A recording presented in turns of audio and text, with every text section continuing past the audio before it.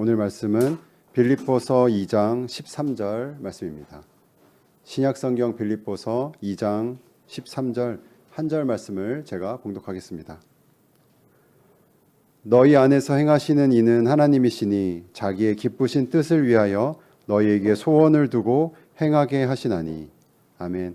담임 목사님께서 말씀 전해 주시겠습니다. 여러분 또 한 주간 동안 잘 지내셨습니까? 또 수요일이 왔습니다. 매주 이 시간이 되면 제가 평소에 좋아했던 그 성경 구절들 하나씩 설명을 해드리고 있는데, 오늘은 빌립보서 2장 13절입니다. 이 빌립보서가 좋은 그 성경 구절들이 참 많이 있네요. 그러다 보니까 잘 넘어가지 못하는데 계속해서 하는 것도 괜찮겠죠. 제가 이 구절을 좋아하게 된 그 이유가 있습니다. 왜 좋아하게 되었냐면은 하나님의 뜻을 알려주는 그런 역할을 하기 때문에 좋아하게 됐어요. 이 본문을 찬찬히 한번 읽어보시면 이 본문의 뜻이 무엇인지 아마 금방 이해가 되실 거예요. 너희 안에서 행하시는 이는 하나님이시다. 우리 안에서 하나님이 역사하신다는 거죠. 근데 어떻게 역사하시냐면 자기의 기쁘신 뜻을 위하여 너희에게 소원을 두고 행하게 하신다 그랬어요. 그러니까 하나님이 뜻하시는 것이 있죠. 나를 향하신 하나님의 계획과 뜻이 있어요. 그런데 그거를 나로 하여금 어떻게 이루게 하시는가 하면은 하나님이 내 속에 소원을 주신다는 거예요. 어떤 일에 대한 어떤 열정, 갈망 이런 걸 주신다는 거죠. 그러니까 나는 그냥 가만히 있는데 살다가 어떤 일에 대해서 자꾸 관심이 갑니다. 그러면 하나님이 나더러 그 일을 하라고 하신 경우가 꽤 많아요. 제게는 이 말씀이 굉장히 커다란 어떤 그 영향을 끼치는 말씀입니다.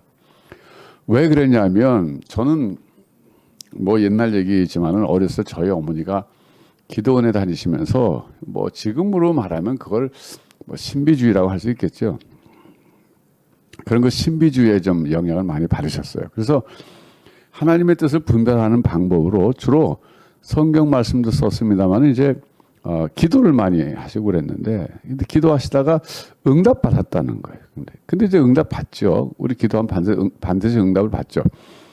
그런데 제가 이제 응답 받았다는 내용을 들어보면 어떨 때는 좀 이상하고 어떨 때 또 좀 맞는 것도 같기도 하고 좀 알쏭달쏭할 경우가 참 많았어요. 그래서 이제 그때마다 저는 어떻게 하나님의 뜻을 알 수 있을까? 이게 제게 큰 퀘스천이었습니다. 그리고 저는 또 하나님의 뜻대로 순종하고 싶은 마음이 굉장히 또 강렬한 때가 있었어요. 한때. 제가 전에도 웃으면서 말씀드렸습니다만은 제가 사랑동에 살았었는데 그 순화동에 있는 그 평안교회 갈 때 그 버스 정거장까지 가는 그 길목도 하나님의 뜻대로 가고 싶다. 그래가지고 갈라진 데서 제가 갈등했다 그랬잖아요. 일로 갈까요? 절로 갈까요? A로 갈까요? B로 갈까요? 이랬다 그랬잖아요. 그렇듯이 제가 한때 굉장히 강렬하게 하나님의 뜻대로 살고 싶은 마음이 강했었던 때가 있는데 그때는 더 심했었어요. 어떻게 그럼 하나님 뜻을 알 수 있을까? 그런 여러 가지 우여곡절을 겪다가 이 말씀을 제가 발견하게 된 거예요. 여기 보니까 하나님이 내 속에 어떤 생각을 하게 하시고 그걸 행하게 하신다는 거예요. 왜? 하나님의 기쁘신 뜻을 위하여. 그러니까 나는 잘 모르지만 나를 통해서 하실 하나님의 계획이 세워져 있는데 그걸 나에게 알려주시는 방법 중에 하나가 내 속에 하나님이 어떤 일을 자꾸 생각나게 하시고 그 일을 하게끔 하신다 이거죠. 이것처럼 좋은 게 어디 있어요. 정말 이게 참 좋은 말씀이잖아요. 그 이후로 저는 굉장히 좀 편안해졌습니다. 어떤 점에서 편안해졌냐면 하나님의 뜻을 분별하는 데 있어서 편안해졌어요. 그 전까지 굉장히 제가 어떻게 보면 좀 불안했죠. 하나님 뜻대로 살고 싶은데 이게 잘 안 된다는 거죠. 방법을 몰랐던 거죠. 물론 이제 기도 응답을 통한 방법도 방법이고, 제가 전에 웃으면서 말했지만 그저 기도하고 주여 그리고 성경 책을 딱 펴고 딱 찍으면 거기에 또 있는 말씀이 또 나에게 주신 말씀일 수도 있고 이런 식으로 하는 그 때도 있었다 그랬잖아요. 그러니까 이제 그런 모든 것들을 다 거치면서 하나님의 뜻을 찾는 방법이 제가 이제 성경에서 확실히 찾은 게 그거죠. 내 속에 하나님이 어떤 뜻을 생각나게 하시고 그걸 행동으로 옮기게 하신다. 그 영어에 보면 그 will이란 그 단어를 쓰고 있어요. 하나님이 나에게 의지를 갖고 어떤 일을 생각나게 하시고 또 act, 행동하게 하신다는 거죠. 그러니까 to will and to act 이렇게 돼 있어요. 영어 성경에 보면 나로 하여금 뜻을 갖게끔 하시고 will이죠. 뜻을 갖게 하시고 그다음에 to act, 행동하게 하신다는 거죠. 그러니까 하나님이 내 속에 어떤 일을 의지적으로 하게끔 하시고 그다음에 그걸 행동으로 옮기기까지 하신다. 그거 완벽한 거잖아요. 그럼 내가 할 일은 뭡니까? 하나님 뜻이 뭔지 모르지만 내가 관심을 자꾸 갖게 되는 어떤 일에 대해서 계속적으로 우리가 기도하면서 이게 하나님 뜻이 아닌가? 내가 일을 해야 되지 않을까? 이러면서 자꾸 그 일에 가까이 가다 보면 시간이 가면 갈수록 확실하게 알게 되는 날이 온다 그랬듯이. 이건 이제 조금 그 다른 얘기지만요. 미국에 가면은 미국의 도로가 참 잘 돼 있어요. 거기는 참 그 땅이 그 어떻게 보면 그 로키 산맥 있죠. 로키 산맥이 있고 이쪽에 아틀란타 산맥이 있나요? 예. 그 동서로 산맥이 있잖아요. 그리고 가운데는 어떻게 보면 그게 약간 그 이제 동부 쪽에서부터는 이게 이제 평지로 오다가 서부로 갈수록 약간 올라갑니다. 올라가서 이렇게 쭉 경사가 돼서 올라가는데 뭐 차를 타고 달려보면요. 올라가는지도 잘 몰라요. 그러니까 어떻게 보면 그 광활한 그 북미 대륙이 뭐 거의 평지라 그러면 좀 어폐가 있지만 뭐 거의 평지나 마찬가지예요. 사실은 어떻게 보면. 그 넓은 땅에다가 도로망을 설치했는데 도로가 굉장히 그 쉽게 돼 있어요.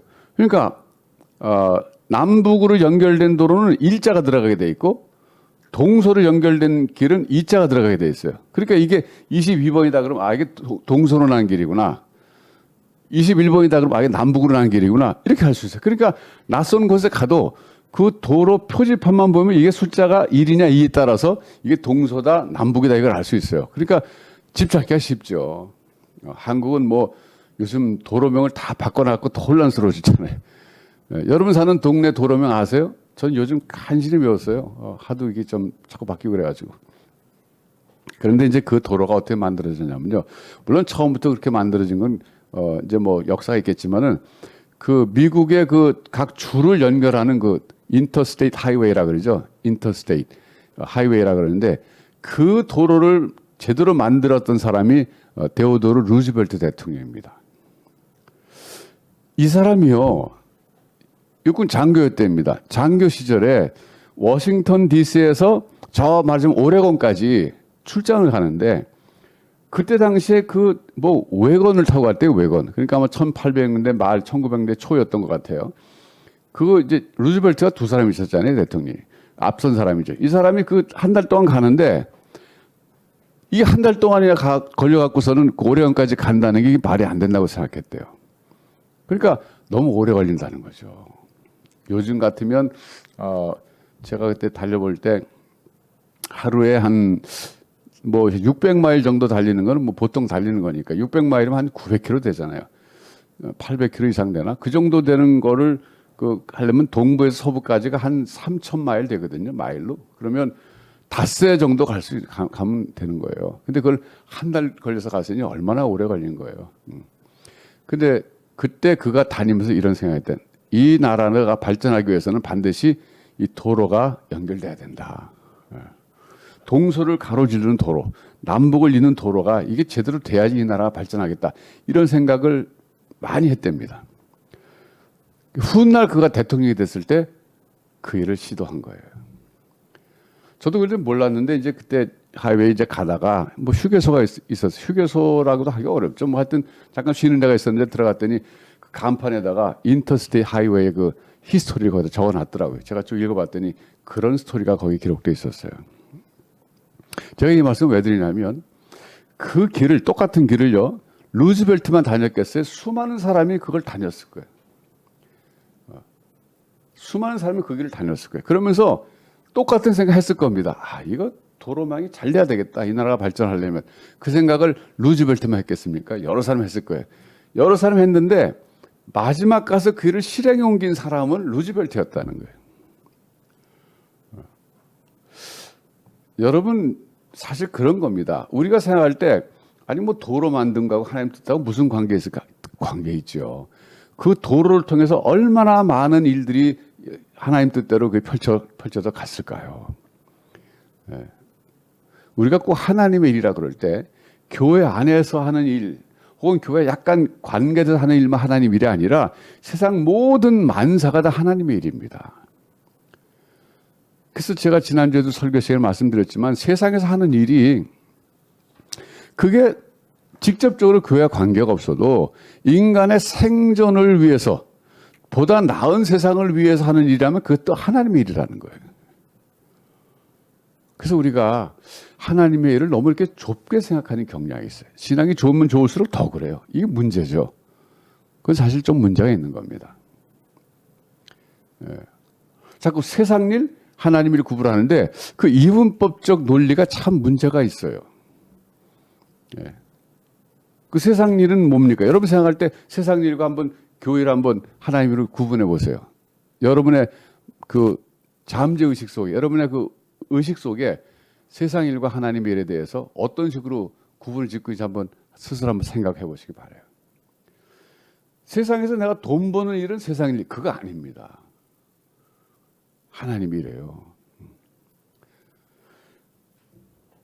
그래서 제가 루즈벨트 대통령 그 일화를 뭐 예를 들었지만 사람이 살다가 보면 어떤 일에 자꾸 관심이 갈 때가 있어요. 근데 그 일이 저도 둘 중에 하나잖아요. 사람의 보다 나은 생존을 위한 것이든가 아니면 그 사람의 영생을 위한 것이든가 둘 중에 하나일 거예요. 또 넓게 보면 다 하나로 통합될 수 있는 일이에요. 그런 일에 대해서 다른 사람은 똑같이 그 일을 봐도 아무도 관심 갖지 않는데 나만 유독 관심 갖는다 그러면 하나님이 내게 그 일을 시키시려고 한다라고 생각하실 필요가 있어요.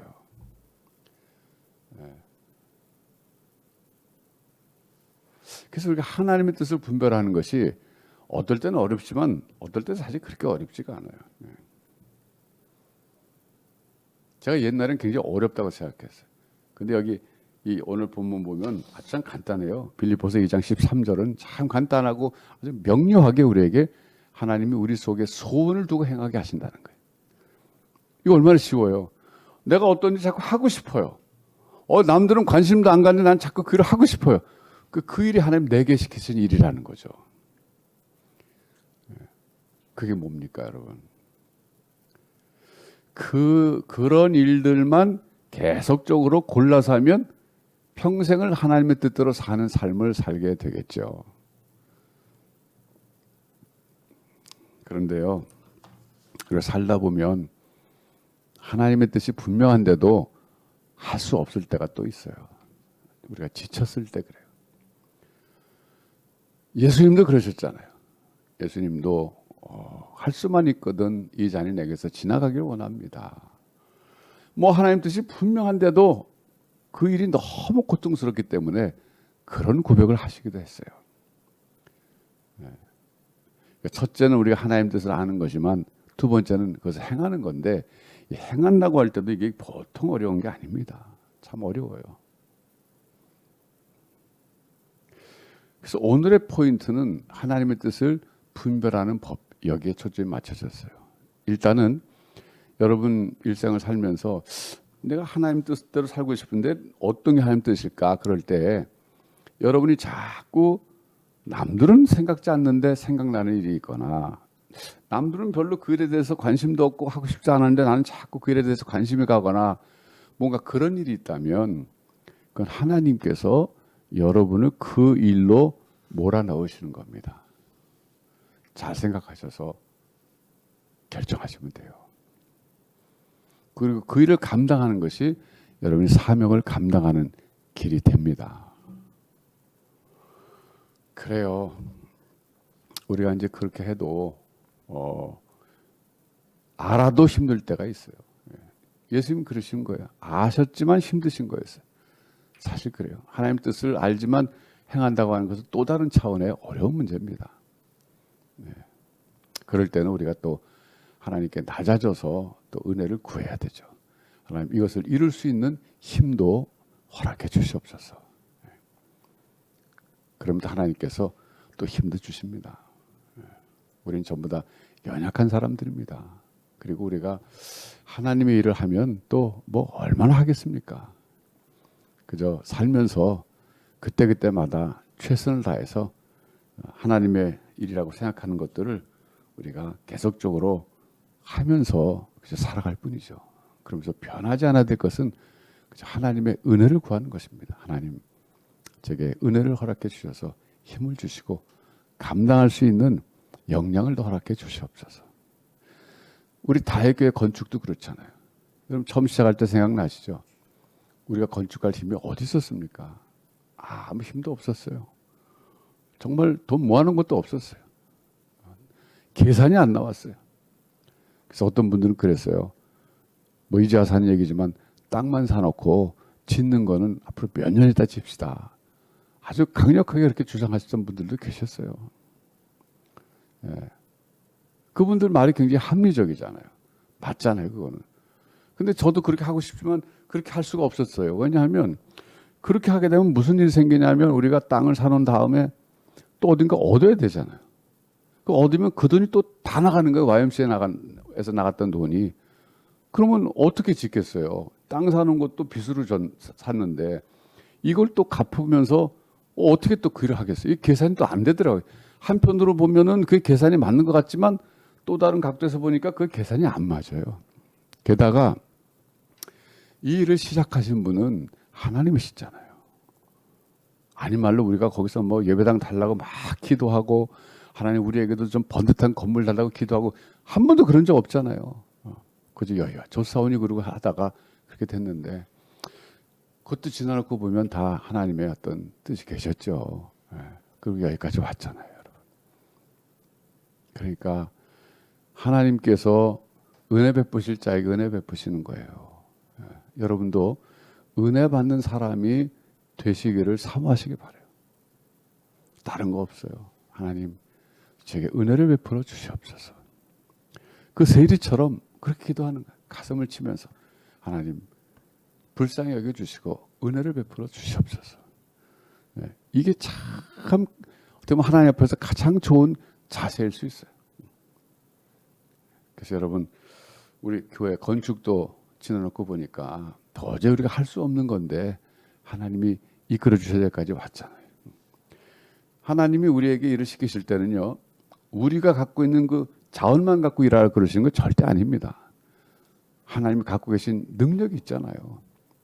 모세가 이스라엘 백성을 이끌고 홍해를 건너갈 때 무슨 홍해를 건널 만한 능력이 모세에게 있었던 거 아니잖아요. 그냥 지팡이를 내밀어라 그랬을 때 내밀었을 뿐이에요. 최소한 지팡이 내미는 거 할 수 있어야 되잖아요. 그게 모세가 했던 일 전부잖아요.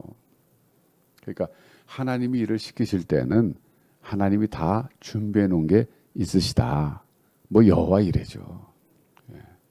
우리가 여러 가지 그런 하나님의 뜻을 분별하면서 살아갈 때 하다 보면 막힐 때도 있고 힘들 때도 있지만 그저 하나님께 순종하고 믿음으로 나갈 때 하나님이 은혜 주셔서 하나님의 은혜로 그 일이 이루어집니다. 여러분 삶에 지금 코로나로 인해서 여러 가지 어려움들 많을 거예요. 뭐 다시 또 그 뭐 델타 변이가 또 만들어져 갖고 더 확장되고 있다. 우리 걱정된 소식도 들리는데 그래서 기도하면서 나가야죠. 여러분 개인의 생업도 그렇고 여러분 가정도 그렇고 여러분 인생도 그렇고 결국 우리의 삶은 처음부터 끝까지 하나님 손에 달려 있어요. 이건 진짜잖아요. 하나님 손에 달려있는 건 너무나 분명한 거예요.